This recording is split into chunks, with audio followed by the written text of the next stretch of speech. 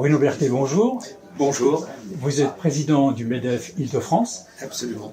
Que vous inspire l'organisation de la REF 2025 dans ce nouveau lieu? Bien écoutez, c'est, comme vous le dites, un nouveau lieu, c'est une nouvelle atmosphère. Je crois que la plupart de nos adhérents découvrent ce lieu avec beaucoup d'intérêt. C'est un lieu superbe, bien sûr, Roland-Garros, emblématique, mondialement connu. Et puis, vous le savez, moi je suis intrinsèquement un aéronaute, et bien sûr cette référence au héros aviateur qu'est Roland-Garros ne peut que me satisfaire pleinement. La baseline de cette édition est le jeu décisif, l'heure des choix. Quels sont ces choix pour le MEDEF? Alors, nous sommes dans une situation, et je crois que les derniers jours, on ne parle même plus en semaine, les derniers jours ont bien montré combien le jeu, notamment politique en France, était à un tournant historique, en tout cas un tournant très significatif.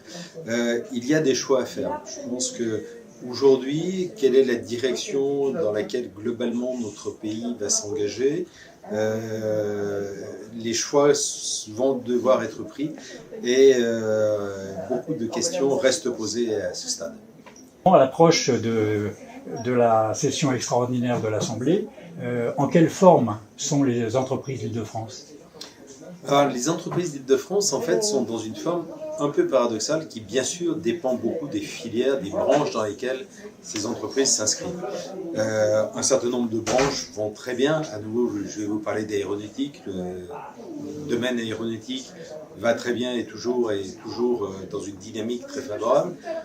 Beaucoup d'autres branches sont en souffrance. Ce que je pense pouvoir constater aujourd'hui, c'est que, en fait, l'ambiance générale, l'anticipation est encore plus négative que la réalité objective que vivent ces branches. Certaines sont factuellement en très grande souffrance, d'autres sont plutôt en situation intermédiaire, mais globalement le climat est mauvais parce que la plupart des chefs d'entreprise s'interrogent, se posent des questions, sont eux-mêmes inquiets sur les perspectives, ce qui est assez naturel. Nous sommes dans une période d'incertitude et on sait bien qu'en économie, ce dont les chefs d'entreprise ont besoin, c'est d'une visibilité.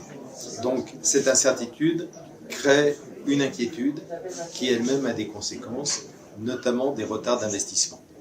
Ce sera l'impact essentiel de cette incertitude, les investissements? Alors, je pense qu'à ce stade, c'est effectivement l'impact majeur que l'on ressent. C'est d'ailleurs quelque chose qu'on doit pouvoir percevoir presque aussi bien du côté des ménages. Le taux d'épargne des ménages augmente de manière extrêmement importante, progressivement.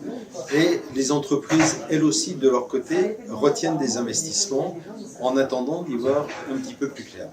Alors ce retard d'investissement risque de se traduire également sur l'emploi, ce qui commence à se voir sur certaines branches, pas sur toutes. La situation de l'emploi reste malgré tout assez tendue globalement dans le secteur économique. Au-delà de tous ces aléas politiques, quels vont être les temps forts pour le MEDEF au niveau de la région jusqu'à la fin de l'année? Alors, on a un certain nombre effectivement de temps forts, un temps fort sur l'emploi, sur la relance de l'industrie. Nous allons à nouveau vivre une semaine de l'industrie fin octobre, sur l'alternance. En un mot, il est très important de continuer à préparer l'avenir, même si à très court terme, on peut avoir légitimement des interrogations sur le très court terme. Les entreprises, dans la plupart des cas, sont sur des phénomènes de temps long. Et donc, il ne s'agit pas aujourd'hui, parce qu'on a un doute sur ce qui peut se passer dans les 2 ans qui viennent, sur retarder des décisions qui, elles, auront un impact à 5 ans ou à 10 ans. Quand on parle de ressources humaines, quand on parle de formation, quand on parle de favoriser les alternances, quand on parle de favoriser ce milieu éducatif, là, on parle bien d'investissement et 10 ans. Et donc, ça va être l'un des sujets, l'un des temps forts du MEDEF Île-de-France dans les mois qui viennent. Très bien. Et pour terminer, quel message souhaiteriez-vous adresser aux députés, donc à quelques jours de la session extraordinaire de l'Assemblée? Alors, à la limite, c'est plus en tant que citoyen qu'en tant que président du MEDEF Île-de-France, bien entendu, que je vais vous répondre à cette question. Que tout le monde fasse preuve de responsabilité à son niveau et compte tenu des responsabilité justement qu'il doit exercer.